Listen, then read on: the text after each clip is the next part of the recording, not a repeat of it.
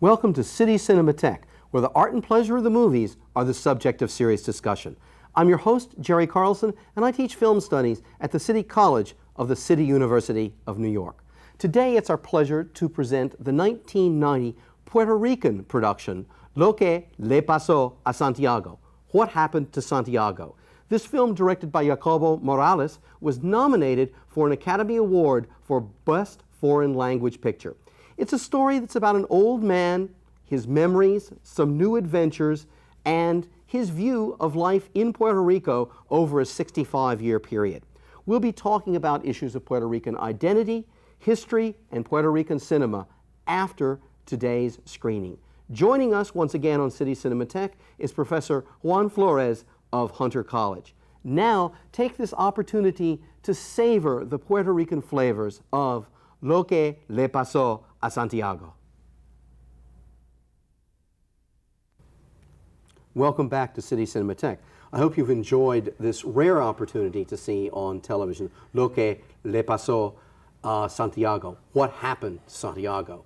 There's a lot to talk about this highly accomplished film, very much worthy of the nomination it received for Best Foreign Language Motion Picture, a nomination ripe with many ironies given the history between the United States and Puerto Rico. Here to help us with a number of these issues, back at CUNY TV is Professor Juan Flores. Juan teaches in the Puerto Rican Studies program at Hunter College and in the sociology program here at the City University of New York Graduate Center. And many of our viewers know him from his published articles, reviews, and his book Divided Borders, which deals with a number of issues of Puerto Rican culture, history, and identity.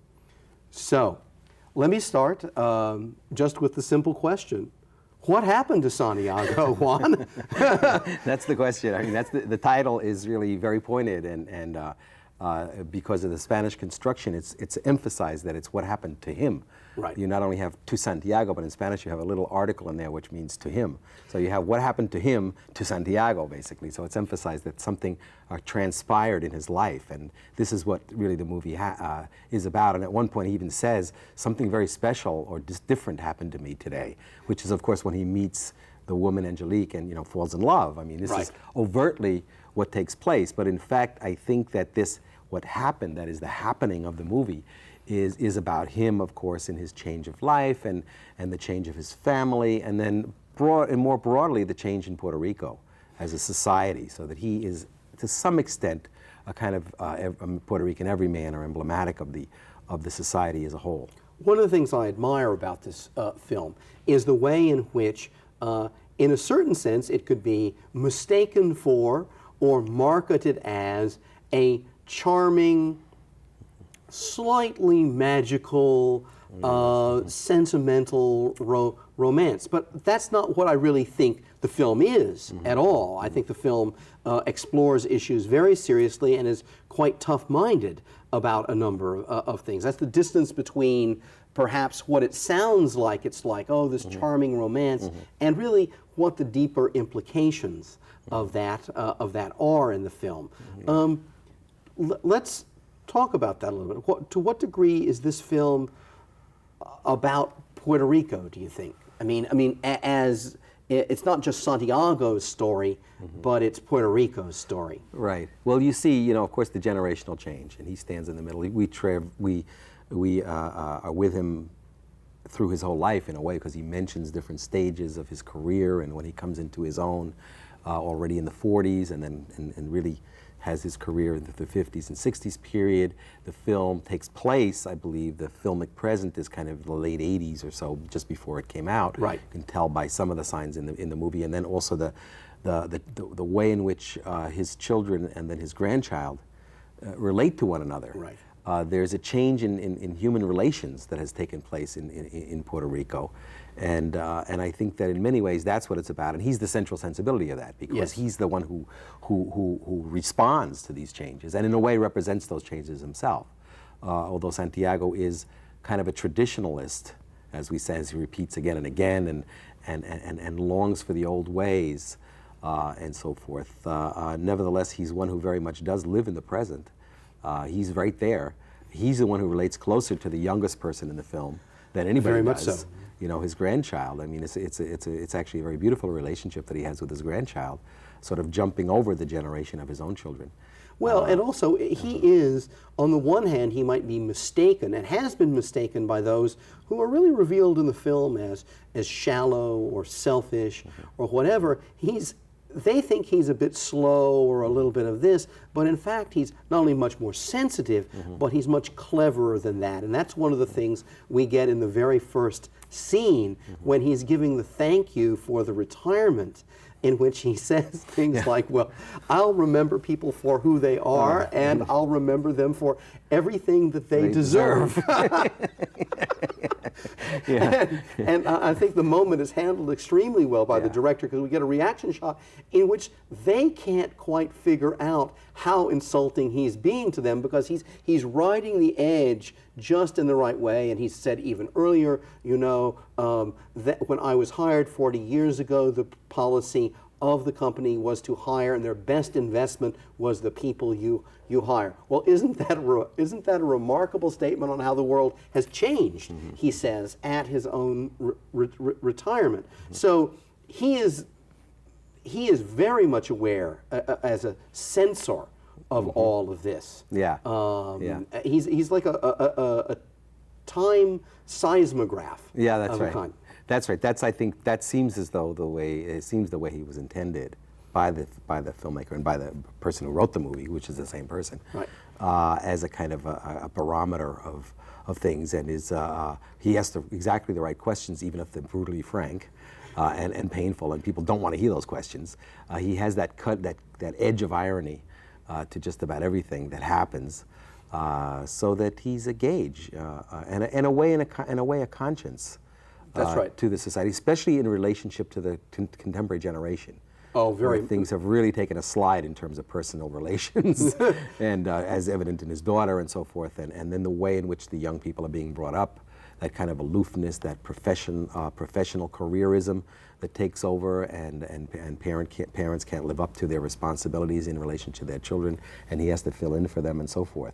But there's one dimension which I think it's very important to get at, and that is that even though he is presented as an everyman of the society, that because he really does speak a very idiomatic Puerto Rican Spanish, more so than anybody else in the movie. Right. I mean, he really does speak the language of the people in Puerto Rico.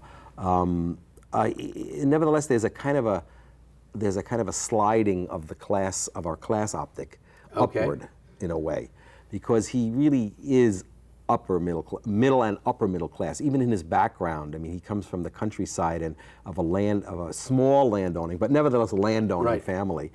In the urban areas, he lives in what's called an urbanization in Puerto Rico, kind of middle class neighborhood. And though we do see quite a bit of, at least refracted through his fantasy, the upper class, the old aristocracy or landed nobility, what have you, in the woman Angelique herself. Absolutely. We don't see anything of the majority of the people in Puerto Rico who are very poor, you know. And I think it's one of the very representative omissions, that when we look at Puerto Rico, yes, it's been very modernized. Yes, it seems to be first world, as the saying goes, and all that. But in fact, when you get into that society, you realize there are not pockets, but large tracts of poverty in that country, and unemployment. That is suggested because they're on a kind of a downward slide and always precariously at the brink of actually not having a job and not having income. The relation to the son shows that, and he has to take a job even after retirement to go out in a racetrack. He does that now, but you see, everything has a symbolic kind of weight to it. Okay. And the fact that it's a guard at a racetrack, I think itself is interesting, because it's the horse that is constantly coming up in the movie, and particularly in relationship to that old landed kind of gentry. Of Puerto Rican society, the Pasofino, the fine horse, and then the little statuettes in her house and so forth, are all remind you of that kind of caballero culture, of the 19th century. That is a very integral part of the contemporary fantasy, of that class of the society. So I'm saying that we should be wary of falling totally for the idea that he's right there in the middle and representative of the society, because there's a whole lot of it that gets dropped out from the bottom. what I would correct me if you think I'm wrong on this. One of the things I like about the film is the way in which he is representative of, for a certain class of people, of what is a rising set of expectations, but of always an embattled set of expectations with a very strong underside to it. The underside we see with him is, of course, that he is retired automatically, just as a matter of statistics. When he goes, there's the, I think, marvelously devastating scene in which he tries to use his generational connections to get a job in another corporation and is just dismissed by the son and told, oh, well, in that case, you can leave your resume with my secretary. And then we have the downward, in the certain sense of the downward spiral connected with that we don't even see the moment of him going for any other interviews. There's the cut to the horse, which seems to be like an optical point of view of him. We move around and then he's in the frame, and all of a sudden we say, oh, he's just gone out and done the rounds of what jobs can the retired get a couple of days a week that supplement their income but are obviously lower paid jobs, and they're looking for the person they can pay the lowest wage possible for, and that's exactly where he fits. Retirement is not comfort. Retirement is a tumble from for him. And of course, while the portrait of his daughter is a particularly devastating one, of her lack of affective relation with her child, the bitterness with her ex-husband, and the way in which they seem to be, ironically, perfectly matched out of selfishness. You say, gee, if I've ever seen a couple that deserved one another, it's these two. But there's also the observation encoded within that her desperation to get to NYU, to the training program, has to do with her materialism, but it also has to do with the constant fear that it can be taken away, that it's always there to be undercut, that the lovely apartment that would seem to be a step up from her dad's urbanization is only there if she can grab more. And the only way to do that is to leave your child for these months, go to New York, take the North American corporate world assimilationist approach. You know, and well, how shall I put it? This is a wise film. As if Morales did The Adventures of the Daughter in New York, I think he would show the way in which that's a trapdoor as well. Let's get back to the world of Puerto Rico that he would have been born into. And what was that world like from your point of view as a social and cultural historian, and how does the film represent that world? I mean, you know, what's the film's version of that older time, and what's the an historian's version of that time, the world he would have been born into, Santiago? Well, it was a world on the verge of modernization. I mean, it was the 20s and 30s. I mean, I guess he would have been born in around 20 or so. Right. And so, if you're talking about his youth, it's the 20s and 30s, which was one that was very much under U.S. tutelage, but one that was a precarious kind of tutelage, really falling apart at the seams, socioeconomically. The old agricultural capitalism was becoming clearly bankrupt as a way to modernize the society, and it was then in the 40s and 50s when the industrialization process really set into play and radically changed the economic base of the society, and so that society then was populated overwhelmingly by extremely impoverished rural masses, overwhelmingly.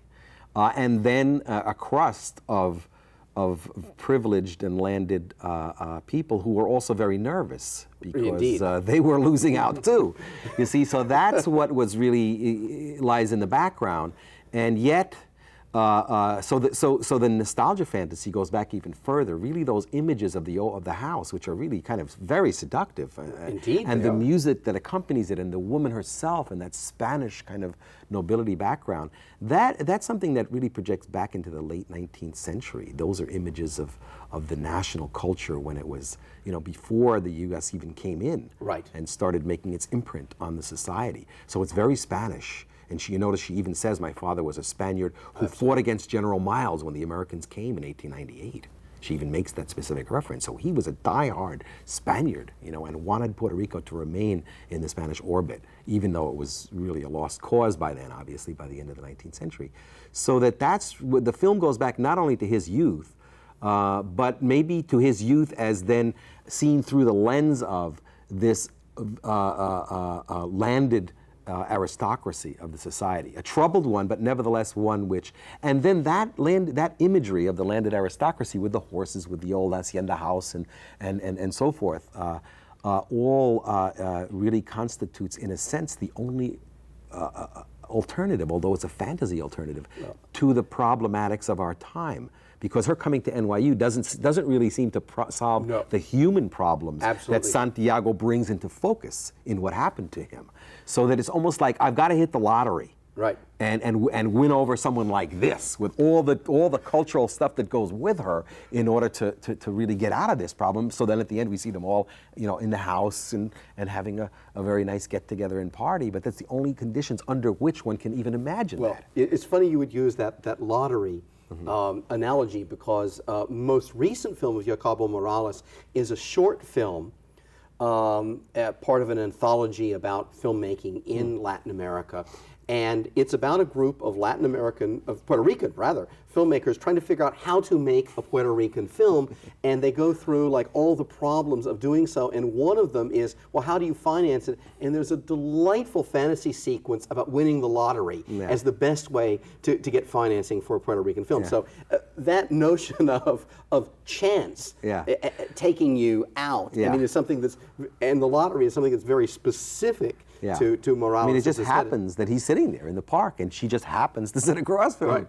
I mean, and then it's even more specific than that. Something you might not have picked up on, and that is that at one point when he's actually playing the lottery, he calls it the pool. That's what the vernacular phrase was for the lottery, the pool, del pool. There's a song, a popular song, "Si me pego al pool," which is if I hit the lottery, and the person's name, "Si me pego al pool, Angelina," which is her name. Of course. So that there's actually a deliberate textual reference linkage. that maybe only within Puerto Rican culture you would know that, but there is a textual linkage between the idea of hitting the lottery and meeting this person from the aristocracy, from the old landed aristocracy. That seems to be the only redemption from the quagmire of the present. Well, one of the interesting things about that is that she is the one who queries him about, it seems for you only the good things are in the past, where clearly she is this image of the past, and his response is a reasoned response about that. Well, because he talks about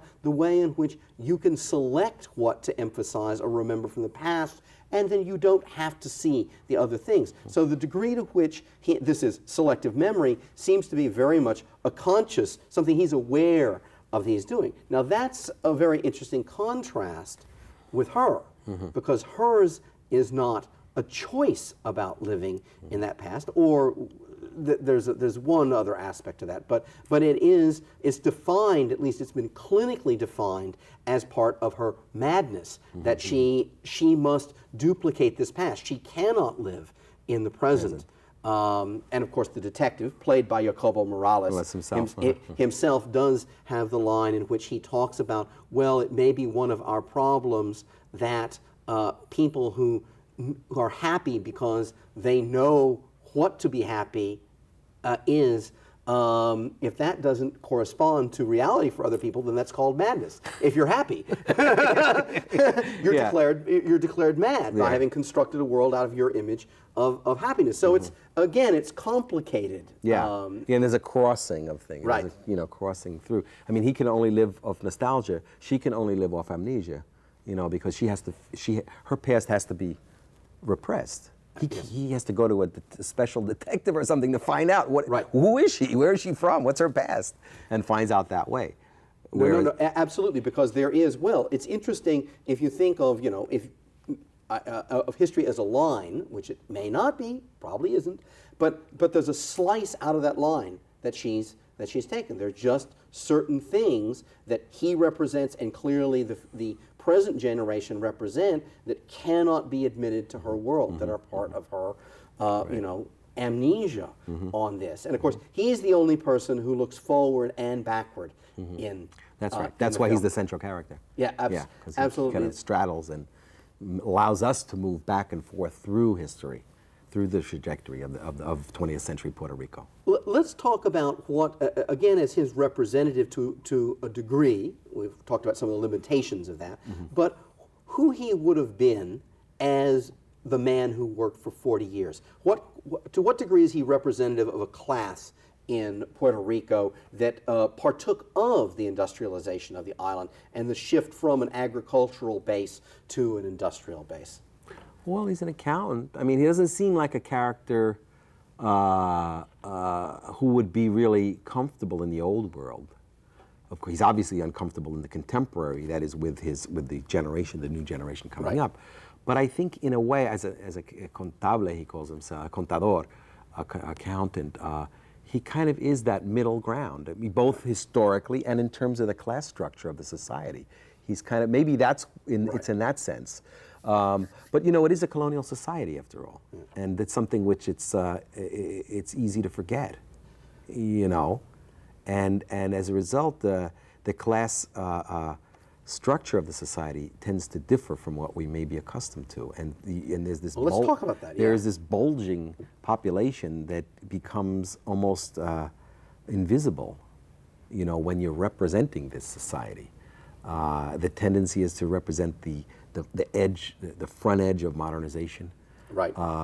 Those things which are the direct and positive impact of the association with a large power and so forth. And as I said before, there's just a whole section of the society that isn't represented, and it's not even there. I mean, in that movie, you don't see it. It's just not there, which is the urban proletariat, right, and the huge unemployed population of impoverished unemployed, not those that have fallen. Obviously, there's a class decline in his trajectory too.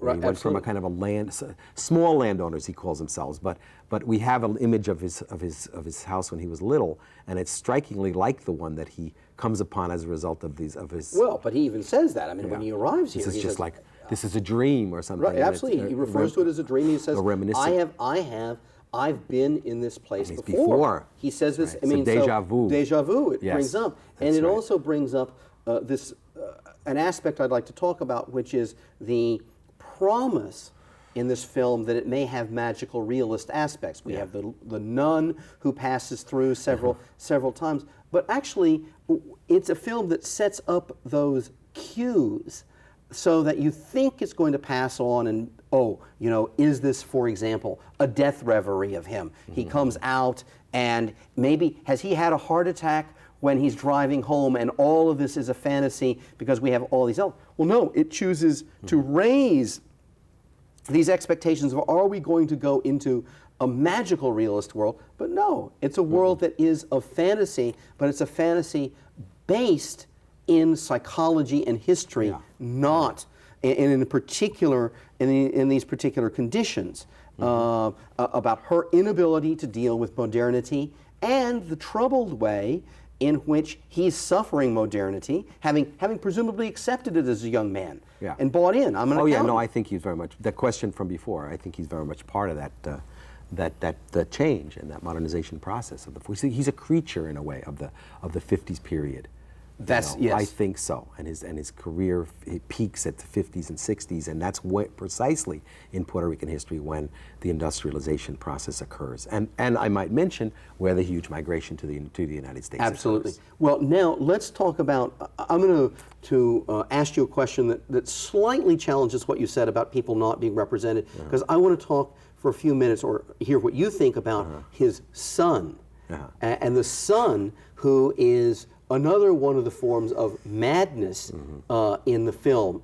For me, his son may not be an adequate representation of these other classes, because there is no direct representation Right. of them in the film. But he is a displacement of someone who cannot accept that the form of modernity being offered. Right. He wishes to work in traditional art forms like the music or the painting, and also, obviously, he has taken a colonial ideology, evangelical Protestantism, and has taken it, but not as a way of entering modernity, as a way of sort of isolating himself from, and finding, again, the absolutist solution to those things. Yeah. What else do you think about the function of the sun and the? Well, it's kind of, I think it's the kind of, in a way, maybe countercultural response to the driven work ethic of the sister, of his sister.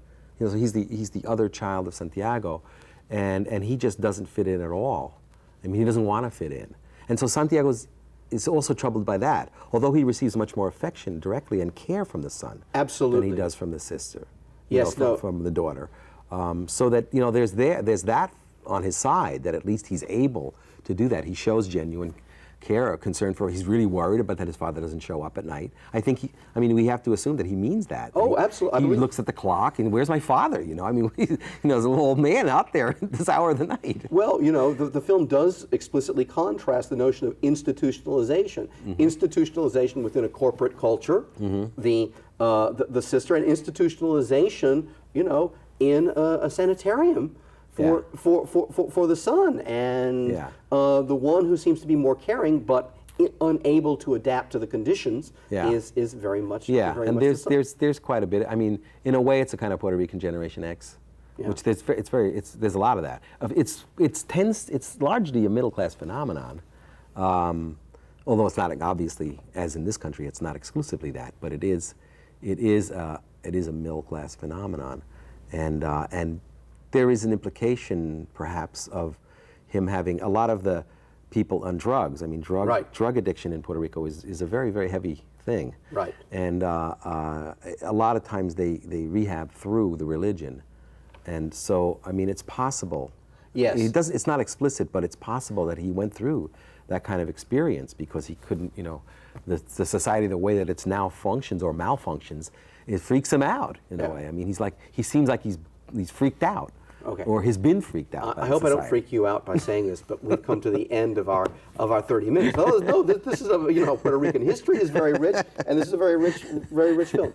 Yes, if you'd like more information about this program, drop us a line. Drop it to City Cinematheque, City University Television, 25 West 43rd Street, Suite 1220, New York, New York 10036.